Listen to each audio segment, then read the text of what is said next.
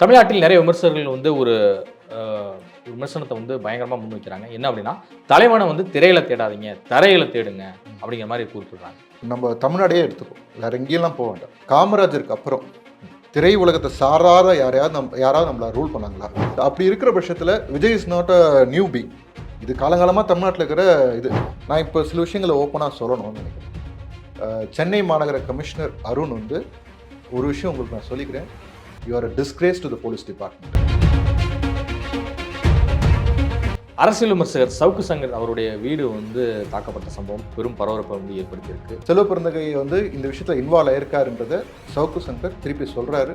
சொன்னதுனால தான் அவர் மேலே இவ்வளோ விஷயம் நடந்திருக்கு. இன்றைக்கி நானும் சொல்கிறேன், இந்த மாதிரி இனிமேல் நிறைய பேர் சொல்லுவாங்க. சார்ஜ் வந்து ஒருத்தர் மேலே ஒரு அலிகேஷன் வந்து பயங்கரமாக வைக்கிறோம் அப்படின்னா அதுக்கு உண்டான எவிடன்ஸ் இல்லாமல் நம்ம பேச முடியாதுல்ல. அது அவர்கிட்ட இருக்குன்றார்ல, வெளியிட்டு இருக்கலாமே. இல்லை, அவரோட யூடியூப் வீடியோஸை பார்த்து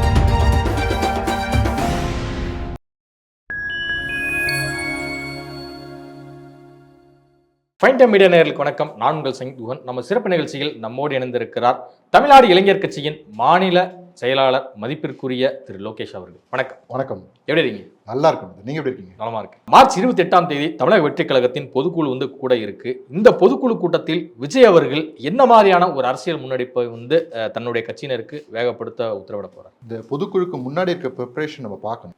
என்ன வாழ்மொழி உத்தரவு போயிருக்கு அப்படின்னா, எல்லா பகுதியிலிருந்தும் கடந்த 10 வருஷமா கலெக்டர் ஆஃபீஸ்க்கு போயும் தீராத பிரச்சனைகளை பற்றியான லிஸ்ட் எடுத்து சொல்லியிருக்காரு. ஸோ அங்கேருந்தே ஆரம்பிக்கிறாரு. ஸோ அதுக்கு என்னென்ன செய்ய வேண்டியது இருக்குது அப்படின்றத பசங்களை வந்து அவங்க கட்சி நிர்வாகிகளை வந்து அரசியல்படுத்துறது, இந்த மாதிரி ஒரு ஸ்டேஜ் ஆஃப் அரசியல்படுத்துறதை கொண்டு வர ஆரம்பிக்கிறாரு. இதில் இன்னும் பல விஷயங்கள் இருக்குது. அதாவது அந்த சுற்றுப்பயணத்துக்கு தேவையான விஷயங்களை ரெடி பண்ணணும். ஏன்னா பெர்மிஷன்ஸ் வாங்கணும், அதுக்கு அந்த மாதிரி ரூட் பிளான் பண்ணணும், இந்த மாதிரி விஷயங்கள்லாம் இருக்குது. நிர்வாகிகள் எல்லாம் தயாராக இருக்காங்களா, எந்தெந்த பகுதியெல்லாம் கவர் பண்ணி எங்கே போய் ஆரம்பித்து எங்கே முடியுது, அதை பற்றியான இன்ஃபர்மேஷன் ஷேரிங் வந்து உட்கட்சிக்குள்ளே இருக்கும். அதே மாதிரி வெளிக்கட்சியிலேருந்து இப்போ வந்து நம்மளை விமர்சனம் பண்ணுறாங்கன்னா அதுக்கு என்ன மாதிரி ஸ்டாண்ட்ஸ் எடுக்கிறது, இந்த மாதிரி விஷயங்கள்லாம். ஏன்னா இதுக்கு முன்னாடி இருக்கும் வந்து தலைவரோட அறிக்கையை பேஸ் பண்ணி நிர்வாகிகள்லாம் பேசிட்டு இருந்தாங்க. இப்போது அடுத்த ஸ்டேஜுக்கு கொண்டு போகணும் அதை அப்படின்றதுக்காக பார்த்துட்டு இருக்காங்க. தமிழ்நாடு இளைஞர் கட்சி வந்து கட்சி தொடங்கி ஒரு 7-8 வருடங்களை தாண்டி பயணிக்குது. அதே வேளையில் 2019, 2024 2 நாடாளுமன்ற தேர்தலை சந்திச்சிங்க. 2021 ஒரு சட்டமன்ற தேர்தலை வந்து சந்திச்சிருக்கீங்க. அப்படி இருந்தும் எத்தனையோ கட்சிகள் கூட நீங்கள் போய் கூட்டணி வைக்கலாம். ஆனால் அதை தாண்டி ஏன் தமிழக வெற்றி கழகத்துக்கு பயங்கரமான ஒரு வெளிப்படையான ஒரு ஆதரவு, அவங்க கூட ஒரு கூட்டணி வைக்கணும்னு விரும்புகிறீங்க? அதற்கு என்ன காரணம்? இல்லை, நீங்கள் 2021 பார்த்தீங்கன்னு வச்சுக்கோங்களேன், நம்ம எல்லாருமே பெருசாக வியந்து பார்த்த கிரானைட் ஊழலை வந்து வெளிக்கொண்டு வந்த ஐயா சகாயம் ஐயாவை வந்து கூட்டணியில் இருந்தார். அவர் நம்மளோட சின்னத்தில் தான் போட்டி போட்டார். என்ன கடைசி நேரத்தில் வந்தாருன்ற ஒரு சின்ன இது இருந்தாலும் மக்கள் நிறைய பேர்கிட்ட இந்த விஷயத்தை கொண்டு போய் சேர்க்க முடியல. பட் இருந்தாலும் ஒரு குறிப்பிட்ட அளவுக்கு வாக்கு எடுத்தோம். இதில் நிறைய விஷயங்கள் நம்ம பார்க்க வேண்டியது இருக்குது. ஒரு தேர்தல் அரசியலை பொறுத்த வரைக்கும் நம்ம போன இதில் பேசின மாதிரியே தான் மக்களுக்கு நம்ம முகம் எந்த அளவுக்கு பரிச்சயமாக இருக்குது அப்படின்றது. இப்போ நான் வந்து களத்தில் இறங்கி வேலை செய்கிறோம், மக்களுக்கான தேவையான விஷயங்களில் சரி செய்கிறோம். இன்றைக்கும் வரும்போது வழியில் வந்து ஏதாவது ஒரு இடத்துல ரோட்டில் வந்து குப்பை தேங்கி கிடக்குது, தண்ணி தேங்கி கிடக்குதுன்னா அதை கம்ப்ளைண்ட் போட்டுட்டு அதுக்கு என்ன ஆக்டிவிட்டி செய்ய முடியுமோ அதை செஞ்சுட்டு தான் வரும். இது டே டு டே ரொட்டீன் எங்களுக்கு. இது நாங்கள் செய்கிறது மக்களுக்கு தெரியுமான்னு கேட்டால், மக்கள் எங்ககிட்ட வரும்போது நாங்கள் அதை செஞ்சு கொடுக்குறோம், அதனால் மக்களுக்கு தெரியும். ஆனால் நாங்கள் மக்களுக்கு தெரியாமல் செய்கிற விஷயங்கள் மக்களுக்கு நாங்கள் வந்து எஸ்டாப்ளிஷ் பண்ணுறது கிடையாது. ஆனால் வந்து இதே வந்து ஒரு பெரிய ஆளுங்க வந்து என்ன பண்ணுறாங்க, சும்மா ரோட்டில் அவங்களே குப்பையை கொட்டி அவங்களே வந்து பெருக்குவாங்க, அதை ஒரு ஃபோட்டோ ஷூட் பண்ணுவாங்க, பப்ளிசைஸ் பண்ணுவாங்க. இந்த மாதிரி விஷயம் நாங்கள் அந்த மாதிரி பண்ணுறதில்லை. அந்த மாதிரி கட்சிங்களை கூட போய் சேரோமான்னு கேட்டால் அதுவும் கிடையாது. நம்ம வந்து ஆல்ரெடி களத்தில் வேலை செஞ்சுட்டு இருக்க விஜய் மக்கள் இயக்கம் வந்து பார்க்குறோம். அவங்க நல்லபடியாக வேலை பார்த்துட்டு இருக்காங்க. அவங்களுக்கு இன்னும் அரசியல்படுத்த வேண்டிய விஷயங்கள் சில விஷயங்கள் இருந்தாலும் வேலையில் அந்த ஒரு சாப்பாடு அன்னதானம் போடுவாங்க சார். என்னைக்காவது ஒரு நாள் போடலாம், ஏதாவது பண்டிகைக்கு போடலாம், இல்லை பிறந்த நாளுக்கு போடுவாங்க, இந்த மாதிரி போடுவாங்க. தினம் எப்படி சார் போட முடியும்? அந்த கன்விக்ஷன் இருக்கணும் உள்ள.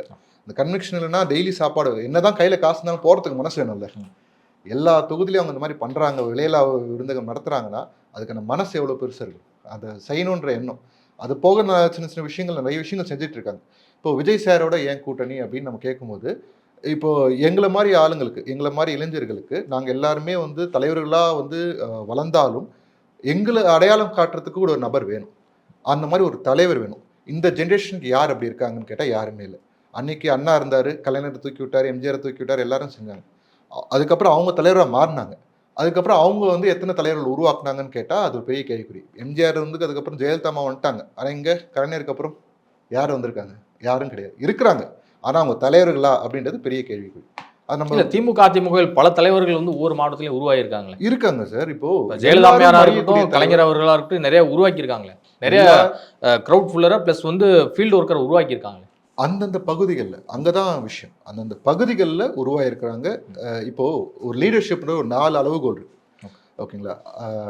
ஆட்டோக்ராட்டிக் டெசிஷன் சொல்லுவாங்க, அப்புறம் பியூரோக்ரஸி, அப்புறம் டெமோக்ராட்டிக், அதுக்கப்புறம் கரிஷ்மேட்டிக். இப்போ நீங்கள் விஜய் சார் எடுத்துக்கிட்டீங்கன்னு வச்சுக்கோங்களேன், நான் ஏற்கனவே சொன்ன மாதிரி அவர் ஆட்டோக்ராட்டிக் நிற்க, அவர் எல்லார்கிட்ட இன்ஃபர்மேஷன் வாங்கிப்பார், பட் ஃபைனல் டெசிஷன் அவருது. ஓகேங்களா? ஸோ அது எத்தனை பர்சன்டேஜ், இப்போ இந்த 4மே சேர்த்து 100% இருக்கணுன்ற அவசியம் கிடையாது. ஈச் 100% வரைக்கும் போகலாம், ஆனால் 100% இருக்கணுன்ற அவசியம் கிடையாது. சிலதெல்லாம் 100% இருந்தால் டேஞ்சர்ஸ். ஓகேங்களா? இப்போ அதே மாதிரி பார்த்தா பியூரோக்ரஸி, அவர் ஒரு சிஸ்டம் உருவாக்கியிருக்காரு, பசங்களை நிர்வாகிகள் உருவாக்கியிருக்காரு, அந்த செட்டப் உருவாக்கியிருக்காரு. அடுத்து டெமோக்ரஸி, அவர் கட்சி உட்கட்சியிலையும் டெமோக்ரஸி இருக்கிற மாதிரி ஃபீல் ஆகுது. நாளைக்கு டெமோக்ராட்டிக்காக மக்கள்கிட்ட வந்து ஓட்டு கேட்கறதுக்காக தான் இந்த அரசு கட்சி ஆரம்பிச்சது. அண்ட் கரிஷ்மா, அது வந்து லார்ஜர் தேன் லைஃப். நம்ம இன்னைக்கு இருக்க சமகாலத்தில் நம்ம ரஜினி வருவாருன்னு சொல்லிட்டு 96லேருந்து பார்த்தாலுமே, அவர் பாயிண்டர் வரேன்னு சொன்னாலுமே, ஸ்டாலின் வரப்போறாரு, அவரோட ஃபியூச்சர் பாழன்ற விஷயம். ஏன்னா அவர் ரொம்ப நல்லவர், ரஜினி சார் ரொம்ப நல்லவர். அவர் வந்து இல்லைப்பா நான் வரலப்பா, எனக்கு உடம்பு சரியில்லைப்பான்னு சொல்லிட்டு விலகிட்டார். ஆனால் விஜய் அப்படி கிடையாது. இப்போ விஜய் வரது வந்து உதயநிதிக்கு பிரச்சனை இருக்குது, அதனால தான் இவ்வளோ குடைச்சல் வருது. ஓகேங்களா? இருந்தாலும் அவர் நிற்கிறார். அதுலேயும் என்ன விஷயம் சொல்கிறாரு, நான் சினிமா நடிக்க மாட்டேன், நான் சினிமா விட்டுட்டு வரேன். அது ஒரு பெரிய தைரியம் வேணும் அதை சொல்கிறதுக்கு, இந்த ஸ்டேட்மெண்ட்டை சொல்கிறதுக்கு. நாளைக்கு சொல்லிட்டோம் அப்படின்றதுக்காக பின்னாடி வாங்கக்கூடிய ஆளான்னு கேட்டால் அந்த கேரக்டர் அவர் கிடையாது, அந்த டைப் ஆஃப் கேரக்டர் கிடையாது. சில பேர் செய்வாங்க, இன்னைக்கு ஒன்று சொல்லுவாங்க, நாளைக்கு ஒன்று செய்வாங்க. ஆனால் அவர் கேரக்டர் அப்படின்னு கேட்டால் அப்படி கிடையாது, அந்த டைப் அவர் கிடையாது. அது சொன்னதை அவர் செஞ்சிருவார். தமிழ்நாட்டில் நிறைய விமர்சகர்கள் வந்து ஒரு விமர்சனத்தை வந்து பயங்கரமாக முன்வைக்கிறாங்க. என்ன அப்படின்னா, தலைவனை வந்து திரையில தேடாதீங்க, தரையில தேடுங்க அப்படிங்கிற மாதிரி கூப்பிட்டுறாங்க. இப்போது நம்ம தமிழ்நாடே எடுத்துப்போம், வேற எங்கேயெல்லாம் போக வேண்டாம். காமராஜருக்கு அப்புறம் திரை உலகத்தை சாராத யாராவது நம்மளை ரூல் பண்ணாங்களா? கலைஞர் அண்ணாவாக இருக்கட்டும் வசனம் எழுதியிருக்காரு, கலைஞராக இருக்கட்டும் வசனம் எழுதியிருக்காரு, படம் டைரக்ட் பண்ணியிருக்காரு, நிறைய விஷயம் செஞ்சுருக்காரு. எம்ஜிஆராக இருக்கட்டும், ஜெயலலிதா இருக்கட்டும், எடப்பாடி அவர் வந்து அதுலேருந்து வந்த ஒரு பை ப்ராடக்ட். அந்த கட்சியை வந்து ஒரு சினிமா உலகத்துலேருந்து வந்த ஒரு 2 ஆளுமைகள் வந்து உருவாக்கி கட்டி காப்பாற்ற கட்சியை இப்போ அவர் செஞ்சிட்ருக்கார்.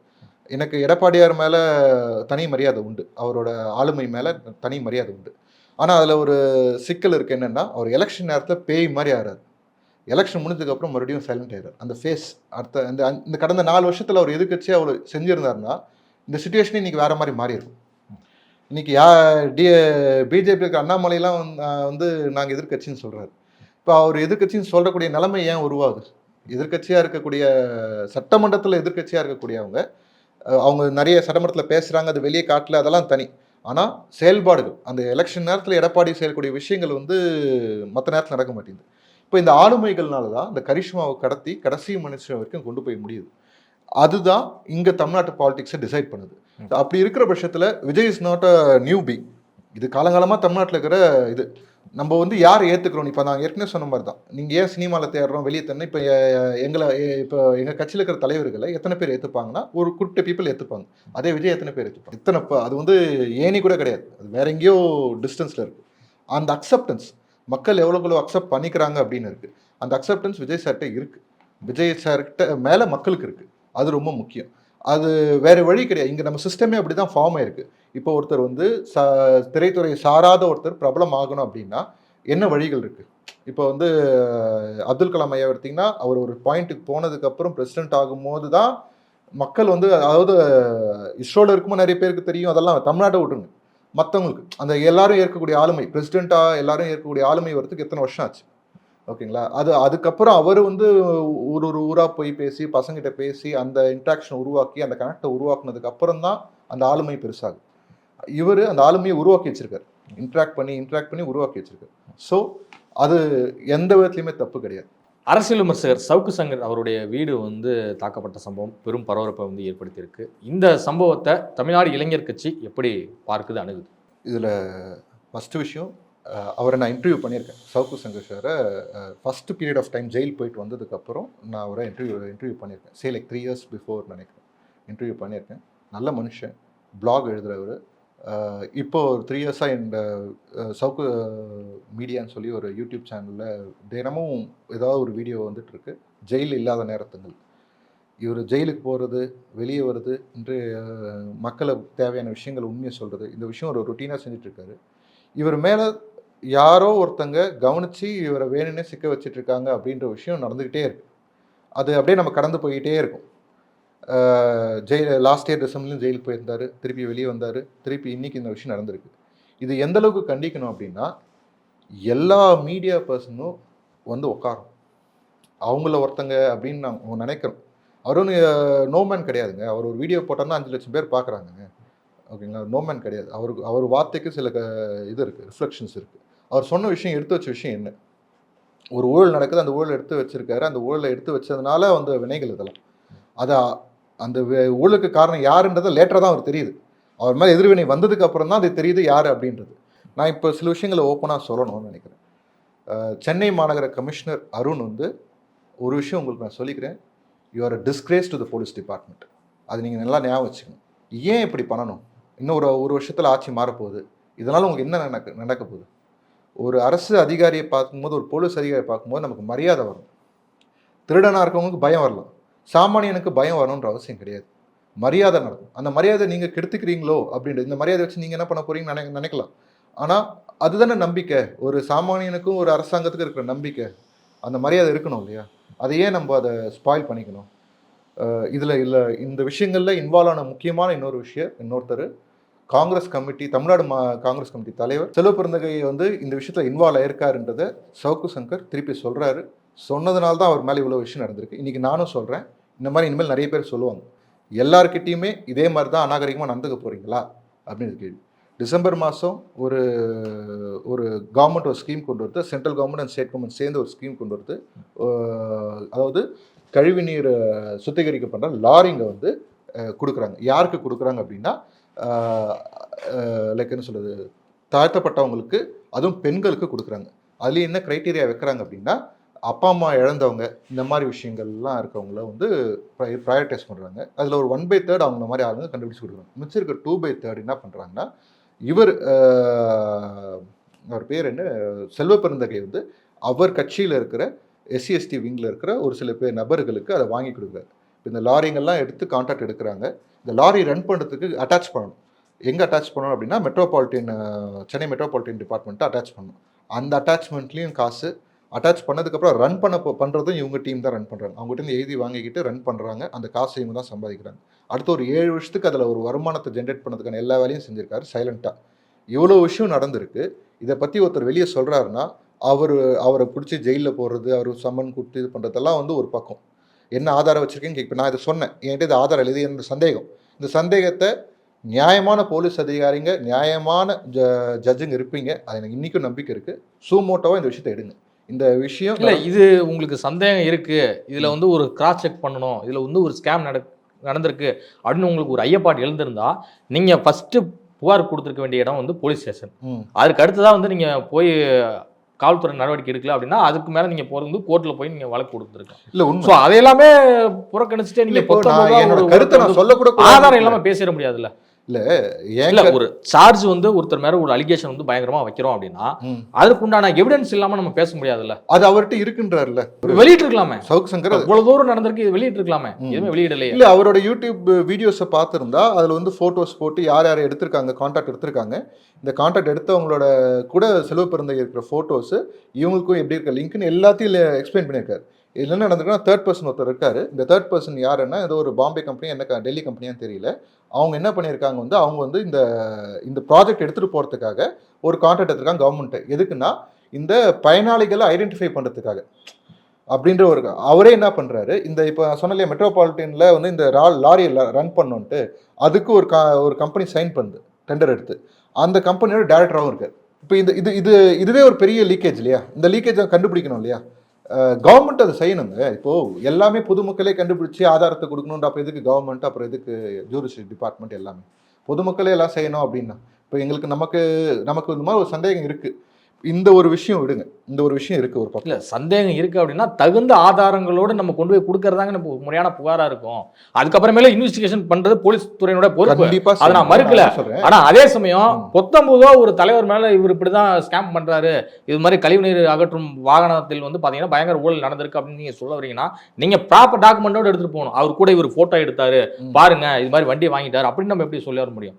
அவர் வந்து அந்த அப்ளிகேஷனுக்கு வந்து பாத்தீங்கன்னா அப்ளிகேண்டா இருக்கும்போது தானே அவங்க வந்து கரெக்டான ஒரு பர்சனா அங்க அதுல கவர்மெண்ட் இன்னொரு விஷயம், அவரோட அண்ணன் பையன் செலக்ஷன் ப்ராசஸ்ல வந்து செலக்ட் பண்ணவங்க வந்து தப்பானவங்களா இருக்கு. யார் செலக்ட் பண்ணது சொல்ல வரீங்க? இவரை செலவு பிறந்தைய செலக்ட் பண்ண விஷயம் சொல்றீங்க. விண்ணப்பதாரர்கள் கொண்டு போய் கொடுக்குறாங்க. ஆமா, விண்ணப்பதாரர்கள் கொடுத்த மொத்த டாக்குமெண்ட்டையும் வந்து ப்ராசஸ் பண்ணும்போது கிராஸ் செக் பண்ணுவாங்க அதிகாரிகள். இப்போ சென்னை மாநகராட்சி அதிகாரிகள் எல்லாருமே வந்து கிராஸ் செக் பண்ணுவாங்க. கிராஸ் செக் பண்ணிட்டு தான் அதுக்கு இவங்க வந்து இந்த கழிவுநீர் வாகனம் வந்து இவங்க எடுக்கிறதுக்கு தகுதியானவரா அப்படின்னு சொல்லிட்டு பார்த்தானே அப்ரூவல் எல்லாமே கொடுத்துருப்பாங்க. நம்ம ரியாலிட்டி பேசுவோம். சரிங்க, நம்ம வந்து எப்படி அரசாங்கம் நடக்குதுன்னு எல்லாருக்கும் தெரியும். இங்க பணம் இருந்தா எல்லாமே நடக்குதுன்னு எல்லாருக்குமே தெரியும். ஆனா இதுக்கு ஆதாரம் இருக்கான்னு கேட்டா கிடையாது, யார்கிட்டயுமே கிடையாது. ஆனா நம்ம அதை அந்த சமூகத்தை தான் வாழ்ந்துட்டு இருக்கோம், அதை நம்ம பழகிட்டோம், அந்த வாழ்ந்து அதில் பழகிட்டோம். இதில் பிரச்சனை இருக்குது அப்படின்னு நம்ம சொல்கிறோம். ஒருத்தர் நம்பர்னா நான் இல்லை, ஒருத்தர் சொன்னவருக்கு தான் அந்த நிலைமை. அவர் சொன்னதை நான் வந்து இங்கே பதிவு பண்ணுறேன். ஓகேங்களா? அவர் சொல்கிறாரு, அவர்கிட்ட ஒரு சில ஆதாரம் இருக்குன்றாரு, ஒரு விசில் ப்ளோ பண்ணுறாரு. அப்போது உண்மையான நேர்மையான அதிகாரிங்க அப்படி தான்ப்பா பிரச்சனை அப்படின்னு சொல்லி அட்லீஸ்ட் வந்து அதை கன்சிடர் பார்க்கவா செய்யணும்ல, அதில் என்ன இருக்குன்னு பார்க்கணும்ல, நோடணும்ல. இல்லை இவர் போய் கம்ப்ளைண்ட் கொடுத்தாரா, புகார் கொடுத்ததா சொல்கிறாரு, இதில் இது ஒரு பக்கம். இதில் சிலப்பெருந்தகை அவரை வந்து அவர் மேலே இன்னொரு சார்ஜ் வந்து அவர் சவுக்கு சங்கர் வந்து அக்யூஸ் பண்ணுறார். ஆம்ஸ்ட்ராங் கொலை வழக்கில் அவருக்கு லிங்க் இருக்குது அப்படின்ட்டு சவுக்கு சங்கர் அக்யூஸ் பண்ணுறாரு சிலப்பெருந்தகை. அவரை காப்பாற்றுறதுக்கு தான் ஒரு 3 பேரை அருண் காவலாளர் அருண் வந்து என்கவுண்டர் பண்ணார் அப்படின்னு சொல்கிறாரு. அவர் இதுக்கு என்ன ஆதாரம் வச்சுருக்காரு நமக்கு தெரியாது. இது ஒரு அக்யூசியேஷன். சரி, இப்படி ஒரு புகைச்சல் வருது, ஓகேங்களா? அதுக்கு தகுந்த மாதிரி அவர் சொல்றதெல்லாம் கரெக்டா இருக்கு. இப்போ நான் ஏற்கனவே சொன்ன மாதிரி இதுல போட்டோ கூட திருவேங்கடம் வந்து தான் வைத்திருந்த நாட்டு துப்பாக்கியை வந்து ஒரு குடோன்ல போய் எடுத்து போலீசாரை சுட்டதன் காரணமாக தான் போலீசார் தங்களுடைய தற்காப்பு கருதி தங்களுடைய உயிரை கருதி தான் வந்து திரும்ப சுட்டுருக்காங்க. அதுலதான் வந்து பலியாயிருக்காங்க. தமிழ் சினிமா நிறைய பார்த்திருக்கோன்றது ஒரு பக்கம். இதே அரசாங்கத்துல எவ்வளவு என்கவுண்டர், அம்மா காலத்துல இருந்து எவ்வளவு என்கவுண்டர் நம்ம பார்த்திருக்கோம். அதுக்கு என்ன காரணம் அரசாங்கம் சொல்லுது, போலீஸ் சொல்லுதுன்றதையும் நம்ம பார்த்திருக்கோம். நம்ம வந்து என்ன சொல்லுது, பேப்பர்ல என்ன இருக்கு, பேப்பர்ல என்ன இருக்குன்றது வேண்டாம், ரியாலிட்டி என்ன நடக்கும் அப்படின்னு நமக்கு தெரியும். அவ்வளோ, அதாவது ஒரு சாதா அக்யூஸ்டு, ஒரு சிவில் கேஸில் இருக்க அக்யூஸ்ட் அரெஸ்ட் பண்ணாலே எவ்வளோ போலீஸ்காரங்க சுற்றி இருக்கிறாங்க. கிரிமினல் கேஸில் அதுவும் எவ்வளோ பெரிய தலைவரை அரெஸ்ட் பண்ணவங்க வந்து சும்மா அப்படியே ஃப்ரீயாக விட்டுருப்பாங்களா? விலங்கெல்லாம் போட்டு தான் கூட்டின்னு போயிருப்பாங்க. இத்தனை பேர் சுற்றி போலீஸ்காரங்க இருப்பாங்க. அவ்வளோ அன்ஃபிட்டாக இருக்கா போலீஸ்? நீங்களே உங்களை சர்டிஃபை பண்ணிக்கிறீங்களா? இல்லை இப்போ அந்த அந்த கொலைகாரன் வந்து அவ்வளோ புத்திசாலித்தனமாக போலீஸ்க்கு டாக்கா கொடுத்து தப்பிச்சு போய் போலீஸே தற்காப்பு கருதானே சுட வேண்டிய நிலைக்கு வந்து தள்ளப்படுறாங்க. நாட்டு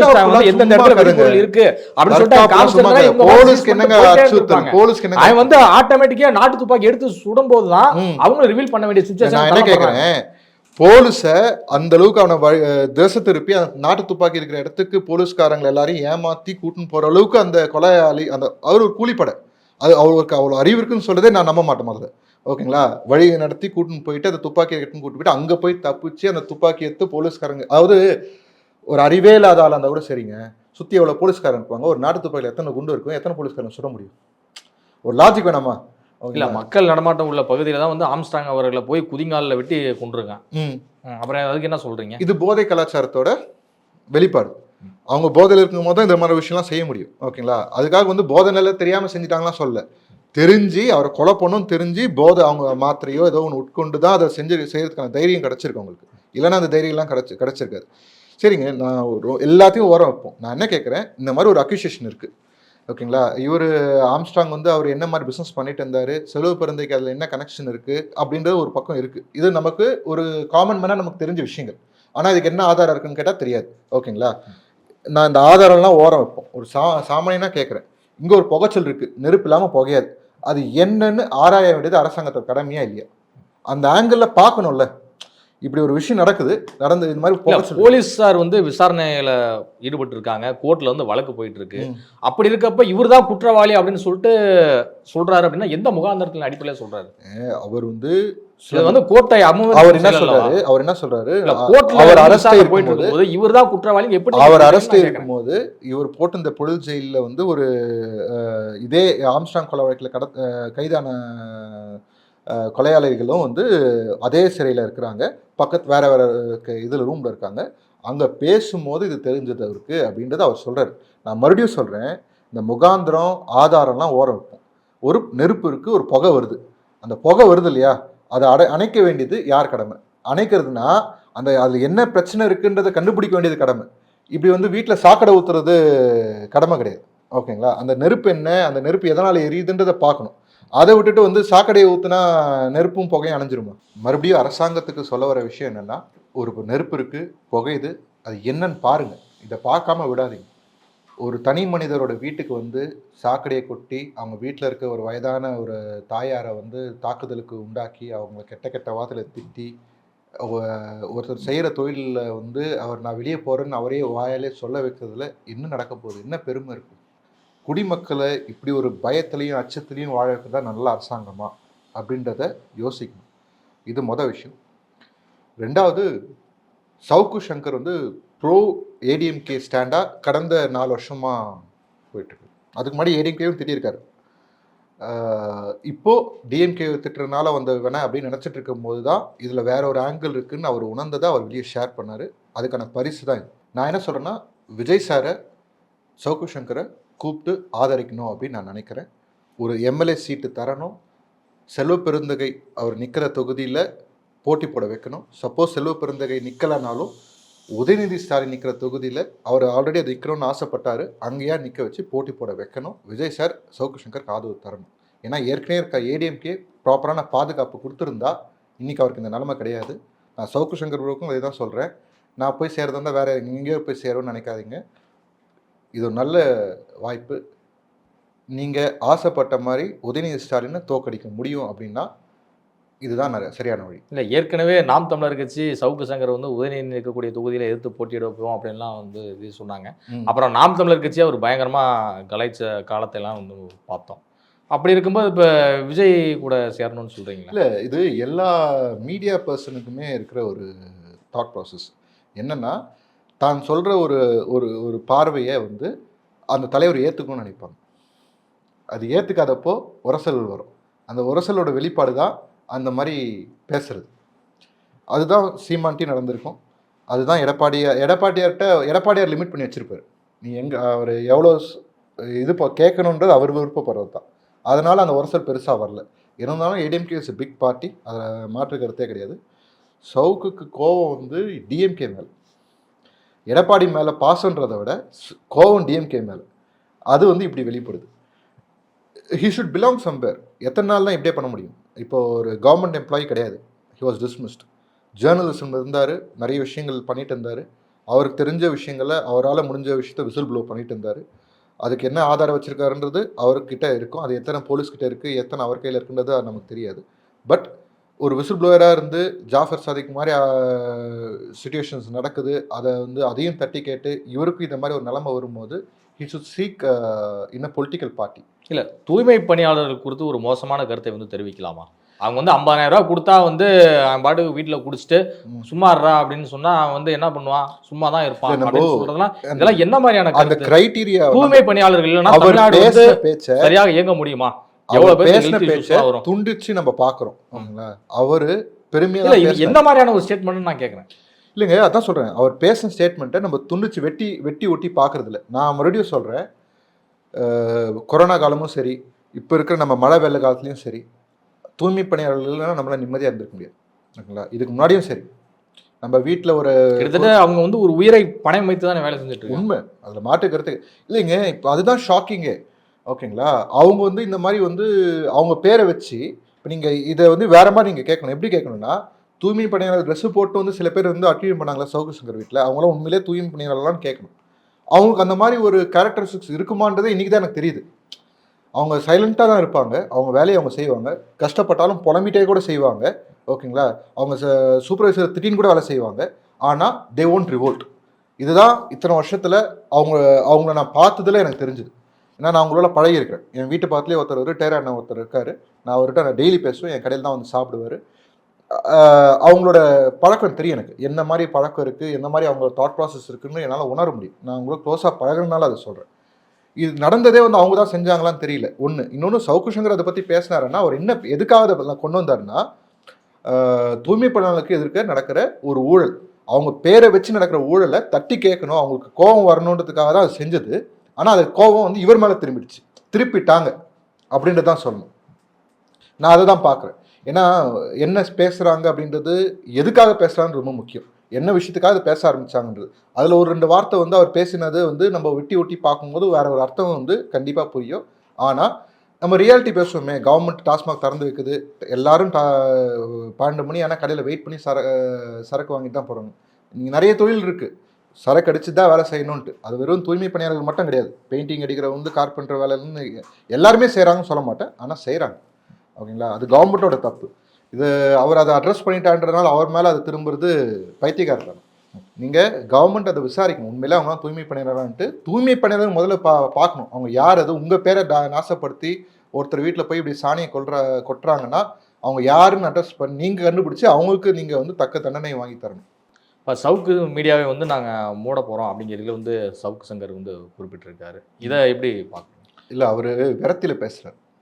நான் அதுதான் சொல்கிறேன். அவர் ஜேர்னலிசம் விட்டு நான் போகிறேன் சவுக்கு மீடியா, ஏன்னா வந்து அக்கௌண்ட்லாம் ஃப்ரீஸ் பண்ணி வச்சுருக்காங்க, ரொம்ப வருஷம் மாதமாக ஃப்ரீஸ் பண்ணியிருக்காங்க. அவருக்கு சேலரி போய் நிறைய இஷ்யூஸ் இருக்குது.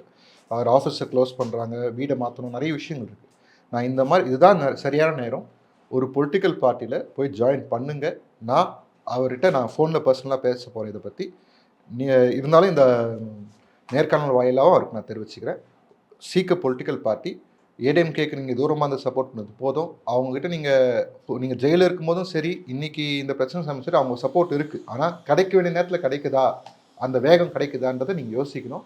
Vijay will be the right option for you. அமைச்சர் செந்தில் பாலாஜி வந்து அமைச்சராக தொடர விரும்புகிறாரா இல்லையா அப்படிங்கிறத 10 நாளைக்குள்ளே வந்து சொல்லி ஆகணும் அப்படின்னு சொல்லிட்டு நீதிபதிகளை வந்து உத்தரவிட்டிருக்காங்க. இதை எப்படி நம்ம புரிஞ்சுக்கணும்னு நினைக்கிறேன்? இது பயங்கர கெடு வச்சுட்டாங்கன்னு. பழைய கேஸ் இது. அந்த பஸ் இதில் விஷயத்தில் வந்து அதிமுக ஆட்சி நடந்த விஷயம். அதில் என்ன, அவருக்கு நிறைய இடத்துல நிறைய கேஸுங்க இருக்குது, எல்லா கேஸும் சேர்த்து விசாரிங்கன்னு சொல்கிறாங்க. ஒரு பக்கம் இவங்க சைட்லேருந்து ப்ளீ பண்ணுறது, இன்னொரு பக்கம் இது வந்து கவர்மெண்ட் நடத்துது, தமிழ்நாடு கவர்மெண்ட் தான் அந்த கேஸை கொண்டு போய் நடத்துது. பெயில் அதுதான், அது பேஸ் பண்ணி தான் கிடச்சிது. ஒரு 2 நீதிபதி கொண்ட அமர்வு தான் இதை விசாரிக்கிறாங்க, பெயில் கொடுத்தாங்க. அந்த ப்ராசஸில் வந்து அவங்க கேட்குறாங்க, நாங்கள் வெளியே விட்டவங்கள நீங்கள் 2 நாளில் போய் மினிஸ்டர் ஆகிட்டீங்க, இதுதான் நீங்கள் விரும்புகிறீங்களா அப்படின்றது பதில் சொல்லணும்னு எதிர்பார்க்குறாங்க. இந்த கேள்வி எதுக்காக வருதுன்னா, ஆப்போசிட் சைடில் இருக்கவங்க என்ன சொல்கிறாங்க, இவர் மினிஸ்டர் ஆனனால வந்து சாட்சியங்களாம் இப்போ பதில் சொல்கிறதுக்கு சாட்சியம் சொல்கிறதுக்கு பயப்படுறாங்க அப்படின்றதுனால திருப்பி இந்த கேள்வி இவர்கிட்ட வருது. நீங்கள் இதுக்கு பதில் சொல்லணும்னு சொல்கிறாங்க. போன வாரம் போயிட்டு டெல்லி ஓவர் நைட்டில் போயிட்டு வந்தார் இவர், செந்தில் பாலாஜி போயிட்டு அவரோட வக்கீலை பார்த்துட்டு வந்தார். நேற்று அதோட ஹியரிங் வந்தது. இதில் என்ன அவங்க வாதம் எடுத்துக்கிறாங்கன்னா, நீங்கள் வந்து முதல் பெட்டிஷனரான தமிழ்நாடு கவர்மெண்ட்டு தான் இந்த லெட்டர் அனுப்பிச்சிருக்கீங்க, செந்தில் பாலாஜி 2வது பெட்டிஷனர், நீங்கள் அதுக்கு ஃபார்மில் எதுவும் லெட்டர் கொடுக்கல, அதனால் அது கொஞ்சம் கால அவகாசம் வேணும்னு கேட்குறாங்க. இத்தனை நாள் கழிச்சு இப்போ ஜட்ஜு காண்டாயிட்டு சொல்லிட்டாரு, இதெல்லாம் இந்த மாதிரி சுற்றி வர வேலைலாம் வேணாம், நான் கடைசியாக 10 நாள் டைம் தரேன், உங்களுக்கு உண்மையிலே மினிஸ்டராக இருக்கணுமா இல்லையான்றதை கரெக்டாக சொல்லுங்கள், இல்லைனா அது வேறு மாதிரி கொண்டு போக ஆரம்பிப்போம் அப்படின்றத உடச்சி சொல்லிட்டாங்க. ஸோ இப்போ வந்து டிக்டாக் டைம் பாம் ஓடிட்டுருக்கு, அவங்க ஸ்டாண்டை எடுத்து வைக்க வேண்டிய சுச்சுவேஷன் இருக்குது. அது எதனால் என்னன்றது எல்லாத்தையுமே அவங்க வந்து ப்ரூவ் பண்ண, இப்போ வந்து இவங்களுக்கு எதுக்காக திரும்ப ஆரம்பிக்குது இதே விஷயம். ஸோ கொஞ்சம் ஆன் ஃபயர் மூடு தான்.